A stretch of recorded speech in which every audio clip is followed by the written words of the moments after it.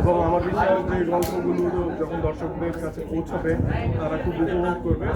প্রতিটি গল্পটি একটি আলাদা আলাদা মেসেজ আছে যেগুলো আমাদের সমাজে প্রতিনিধিত্ব করে, যে ভুল ত্রুটিগুলি সেগুলি আমরা তুলে ধরার চেষ্টা করেছি। বাকি কতখানি ভালোভাবে শুনতে পেরেছি সেটা প্রিয় দর্শকদের বিচার বিবেচনা করে। ভাই আপনি বরিশাল ভাষায় মানে আপনার খুব মানে জনপ্রিয় কিছু নাটক মানে অলরেডি ভাইরাল হচ্ছে, ডাকাতি বরিশাল বা এই যে হাত ভাড়া নিয়ে একটু যদি বলতেন যে এরকম থেকে হাত ভাড়া আপনি দিয়ে আসছেন কি? এইটা আসলে আমার একটা নাটকের নাটক ছিল যে সবার বউ বিশ্ববিদ্যালয়, নাটকের নাম হচ্ছে কিপ্টুস এবং আমার চরিত্র মিলে গিয়েছে যে খুব উপভোগ করেছে। বাট দিন শেষে এটাও সত্যি যে আমাদের ঘরে যে সহধর্মীরা আছেন, সহধর্মিনীরা আছেন, তারা না থাকলে আমাদের জীবন আসলে বেকার। মানে আমাদের জীবনে কত দুঃখ কষ্ট চলে আসতো সেটা আসলে যাদের ঘরে বউ না থাকে, যাদের ঘরে বউ নেই তারা বুঝে।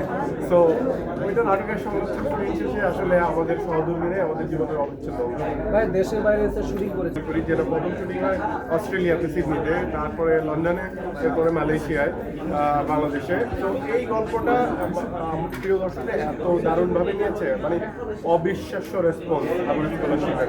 এবং এটা আমাদের দেশের গ্রাম বাংলা, আমাদের কৃষকদের, আমাদের প্রতিদিনের জেলার গল্পগুলি তুলে ধরা। তো ওইরকম বেশ কিছু গল্প পেয়েছি, আলহামদুলিল্লাহ ভালো। অনেকেই কাজ দেখা এবং দেখছি সবাই আমাদের বন্ধু বান্ধব, যাদের কাজ কেউ বড় ভাই, কেউ ছোট ভাই, কেউ বড়। তো আমরা তো ধরেন টেলিভিশনে আসার আগে আমরা গল্প জানি, ইউটিউবে আসার আগে জানি আমাদের আড্ডা এক গল্প আছে, আমি আমারটা শেয়ার করি। তো ভালো গল্প আছে।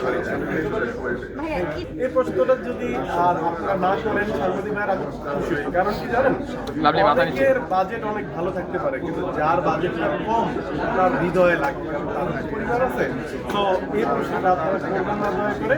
আমি একটা সন্তানের বাবা, আল্লাহ আমাকে সমর্থ দিয়েছে, অনেক সন্তানের বাবা সমর্থ দেয় না, তার জন্য এই প্রশ্নটা অনেক কষ্ট দেয়, অনেক ওজন। তো এই প্রশ্নটা